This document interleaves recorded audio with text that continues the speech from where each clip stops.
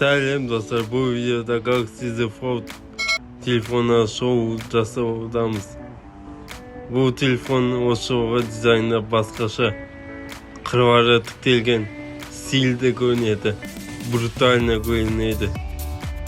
Және арқасына матовый стекломен жасалған керемет қыры глянец.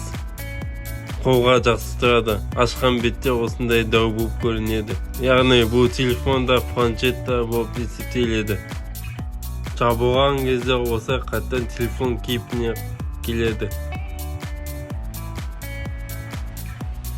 Фронтальды камерасы 10 мегапиксель, артқы камерасы бастапқы 50 мегапиксель, және де қосалқы камералары 12 мен 10 мегапиксельден тұрады.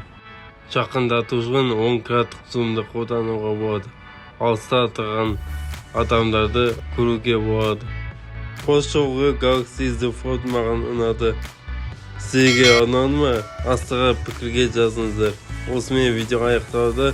Сізбен болған Қазтехногид арнасы.